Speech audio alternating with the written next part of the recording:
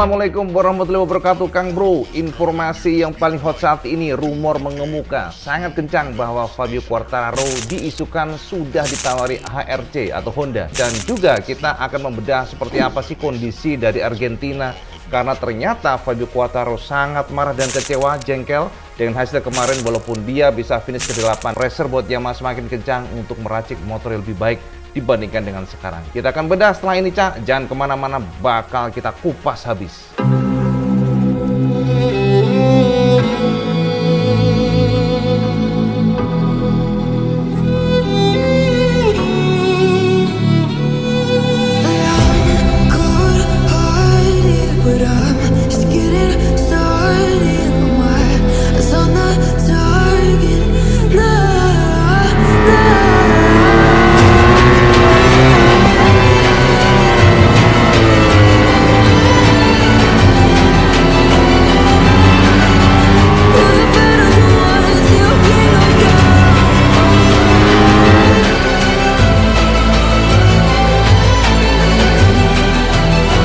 Assalamualaikum warahmatullahi wabarakatuh. Kang Bro, ketemu dengan IWB. Mohon maaf kalau mungkin sudah cukup lama nggak meracik video tentang MotoGP, dan banyak sekali permintaan request dari sampean semuanya. Cak, IWB kapan nih kita bahas MotoGP tentang Argentina? Mohon maaf, Cak, karena memang IWB harus mengumpulkan semua informasi yang jelas dan gamblang sebelum meracik video. Kita nggak mau membuat video yang asal jadi semuanya kita harus racik secara detail, dan ini saatnya akhirnya IWB membuat bersama semuanya. Nah, Kang Mas, kita akan membahas mengenai Argentina kemarin. Bagaimana Aprilia luar biasa menorehkan sejarah yang tidak pernah dilakukan atau tidak pernah ditorehkan oleh mereka. Aprilia berhasil menjadi juara di MotoGP. This is the first time pole position, termasuk juara pertama kali mengalahkan semua pabrikan yang sudah established. Dan memang, Cak, kalau kita lihat dari race pace, Alex Espargaro dari pertama, IWB sangat yakin bahwa Alex bakal masuk ke depan, punya potensi menang, dan ternyata terbukti karena kita melihat kecepatan Alex ini luar biasa. Jadi, Cak, Aprilia saat ini memang sangat fokus pada braking, mereka juga sangat fokus pada mid corner speed. Jadi ini sudah dilakukan oleh mereka dan ternyata sangat berhasil, Cak. Kita bisa melihat Aprilia berubah menjadi mesin yang beringas di Argentina. Kalau kita lihat karakter dari sirkuit Termas de Rio Hondo, Cak, memang ini tidak menguntungkan buat Yamaha yang sejauh ini masih suffering dengan top speednya. Jadi kalau kita melihat secara data, Argentina ini memang memiliki straight yang cukup panjang, jadi sekitar 1 kilometeran, dan ini tidak menguntungkan buat Yamaha. Nah, ini dia, Kang Mas, kronologi atau detail dari lap time para pembalap pada saat membalap kemarin di Argentina. Bisa kita lihat betapa konsistennya Alex Espargaro, dan kita harus akui, Cak, pembalap Aprilia ini memang luar biasa. Jadi kalau kita perhatikan, Aprilia terus improve dari cornering speednya, brakingnya, kestabilannya, termasuk top speednya juga di atas rata-rata. Memang bukanlah motor yang inferior soal top speed, dan kita bisa lihat sekarang ini mereka terus improve. Bisa kita perhatikan dari lap time-nya. Untuk balap kemarin di Argentina, tidak heran jika Alex juara ya. Kita perhatikan lap kedua, 3, 4, semuanya bisa kita lihat betapa konsistennya Alex Espargaro menggunakan RSGP.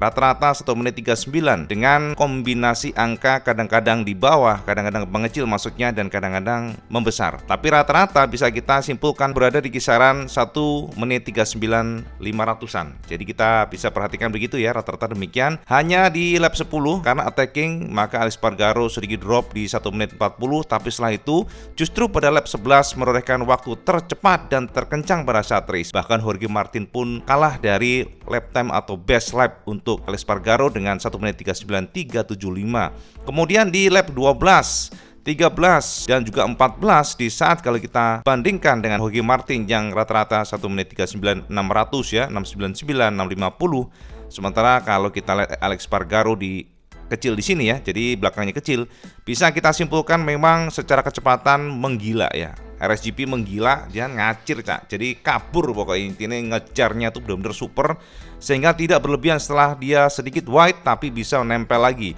Jadi kalau kita perhatikan di sini dari lap 12 sampai ke lap 24, semuanya ditorehkan dengan angka 1 menit 39 ya. Di sini kecil, sedikit besar, setengah lagi di sini, kemudian sedikit besar di sini. Di lap 19 kembali mengecil, ini luar biasa, cukup mengejutkan.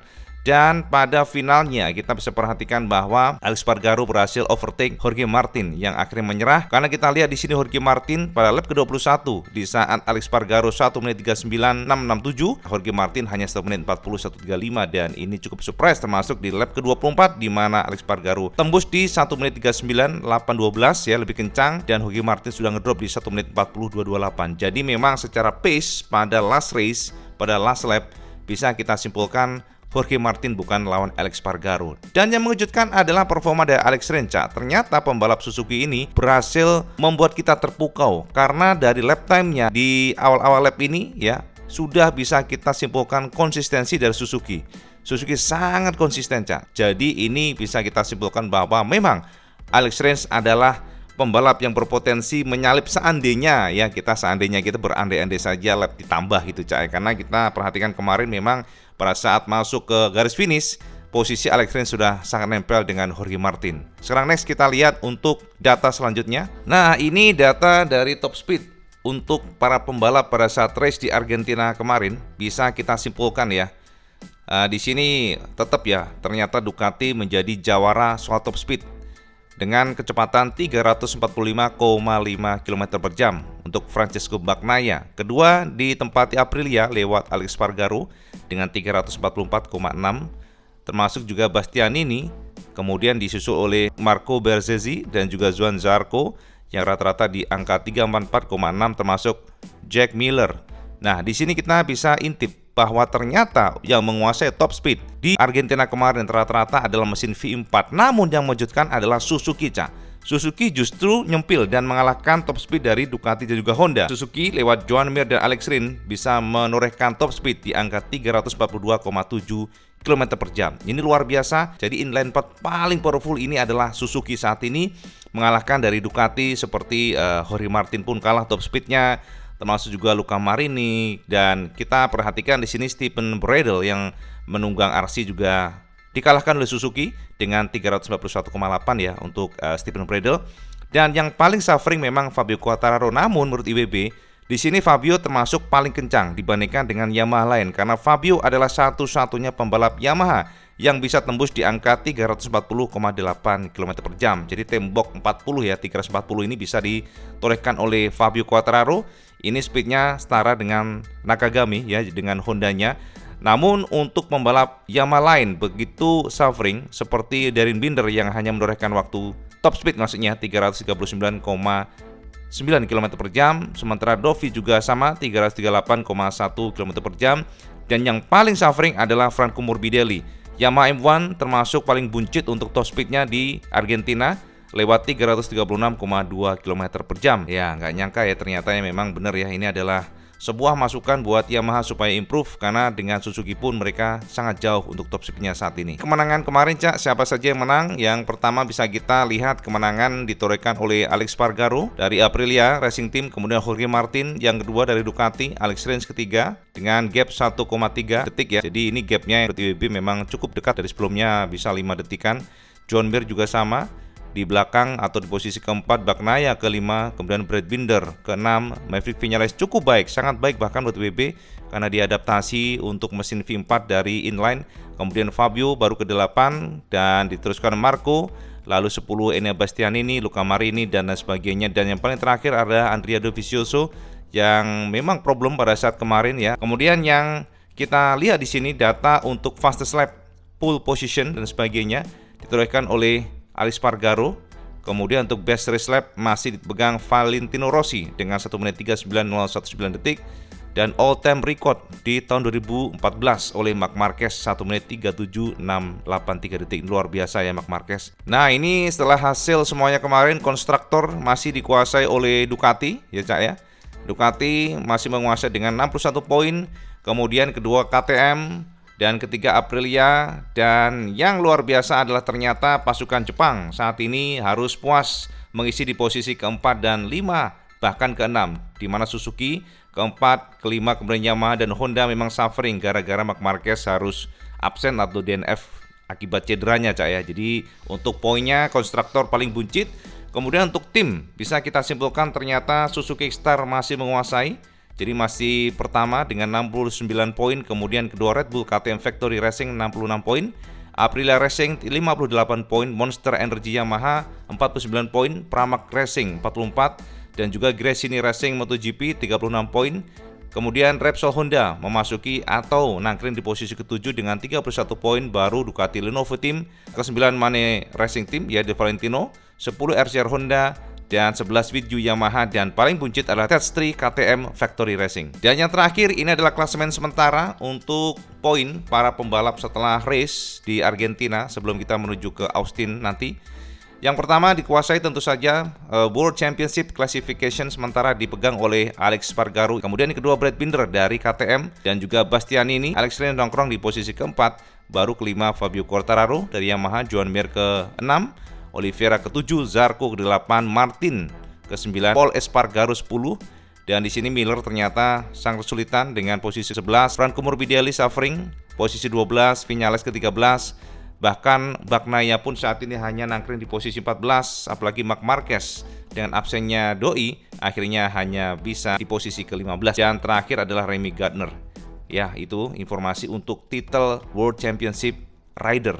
Kemarin kita bisa katakan luar biasa buat Alex Spargaro dan Aprilia, dan juga Maverick Viñales yang juga luar biasa karena finish di depan Fabio Quartararo, di mana Maverick Viñales bisa finish di posisi ke-7. Ini Jos Gandos, Cak. Ini luar biasa karena bagaimanapun Maverick masih adaptasi dengan mesin ini. Kembali lagi ke soal lainnya. Marquez dikatakan akan confirm turun di Austin. Jadi konfirmasi dari Honda, mereka mengatakan bahwa Marquez siap bertempur di Austin dengan kondisi yang mungkin belum 100%. Harapan mereka nanti di Austin Marquez bisa getting better, karena kita tahu bahwa saat ini problemnya adalah ban dan ban. Tapi harus tahu, Cak, kemarin Franco Morbidelli marah besar, kesal banget sama Michelin. Jadi menurut informasi dari Franco Morbidelli, ban belakang rusak sehingga DNF ini menjadi disaster. Bagaimanapun tidak ada poin kan luar biasa menyesakkan dada. Jadi ini masih menjadi salah satu kelemahan daripada Michelin. Kita tahu bahwa saat ini tidak hanya Yamaha sebenarnya, tapi Honda kemarin di Mandalika, bagaimana kuatnya Alberto Puig ya, bosnya HRC, yang mengkritisi kompon yang ditawarkan oleh Michelin di Mandalika sehingga Honda suffering banget. Honda benar-benar luar biasa kesulitan di sana karena komponnya tidak cocok buat RC yang baru. Dan hasilnya Marc Marquez high side sehingga dia diplobia kembali. Namun alhamdulillah saat ini bisa dipastikan getting better dan mereka siap untuk turun di Austin. Datang dari Fabio Quartararo yang sangat kecewa dengan Yamaha. Ini diungkapkan oleh Fabio di semua media. Ada indikasi bahwa Fabio ini sangat kecewa dengan hasil di balap Argentina kemarin. Apa yang dikatakan oleh Fabio Quartararo pada saat dia kecewa sekali atas hasil Argentina, ini yang dikatakan oleh Fabio yang WB terjemahkan dari GP1 dan juga The Race. Berikut kata Fabio. Masalah yang terbesar adalah traksi ban belakang dan top speed. Kedua sektor ini menjadi masalah yang paling konyol karena sudah lama kami mengeluh perkara ini. Dua lap pertama aku harus berjuang melawan diriku sendiri karena tikungan 5 dan 6 ketika aku ingin nge-push dengan keras, mendorong motor secepat mungkin dengan membuka gas lebih awal, tapi hasilnya tidak sesuai keinginan. Padahal itu adalah tikungan mudah, tetapi ketika kamu melihat pembalap lain dengan gampang meninggalkanmu di tikungan tersebut, itu jelas membuatmu frustasi. Ini murni masalah grip ban belakang. 5 lap pertama adalah mimpi buruk buatku. Untungnya seiring karet ban mulai tergerus, kecepatan mulai membaik, tapi sangat sulit menyalip dengan motor kami. Jujur, aku benar-benar frustasi pada lap pertama karena aku tidak melakukan kesalahan besar dan yang lain melaju dengan kencang meninggalkanku dengan mudah. Itu kata Fabio Quartararo, dan ini memberikan semacam special statement yang cukup menarik karena isunya HRC. Isunya sudah menawarkan Fabio untuk bergabung dengan mereka. Ini yang IWB tangkap dari beberapa media asing. Dan bahkan informasinya pula Alberto Puig dan Eric Mahe, manajer dari Fabio, sudah melakukan berbincang diskusi yang cukup serius mengenai ini. Namun Fabio tidak serta-merta juga mengiyakan ataupun menolak, dan Fabio menjawab dengan simpel tentang isu ini. Berikut kata Fabio Quartararo. Soal kontrak tidak, aku tidak punya target. Aku tidak mau memutuskan sekarang. Sebenarnya aku tidak mau mengeluh karena terlalu prematur mengingat ini baru balapan ketiga dan masih ada 18 race. Tapi harus aku akui bahwa aku frustasi. Jadi kita lihat saja perkembangannya di kota. Masalahnya adalah ketika kami merasa memiliki kecepatan, bahkan untuk memperebutkan podium, namun hasil akhir seperti ini. Kita lihat saja nanti. Jujur, kami memang punya banyak pilihan dan lebih baik berada di dalam situasi seperti ini daripada tidak ada pilihan. Tentang ini atau minat Honda, aku tidak ingin terburu-buru dalam mengambil keputusan. Aku akan memanfaatkan waktu yang aku miliki selama di Yamaha. Semua tergantung musim ini, jadi terlalu dini untuk membicarakan apa yang akan terjadi. Itu yang dikatakan oleh Fabio. Dan ternyata Eric Mahe juga, manajer Fabio, menambahkan Cak di tempat terpisah. Berikut kata Eric Mahe. Fabio akan ke tim sesuai dengan hatinya. Dia bebas memilih kemanapun dia mau. Karena Fabio masih muda dan punya masa depan yang masih panjang. Kita akan putuskan dengan tenang dan tidak terburu-buru.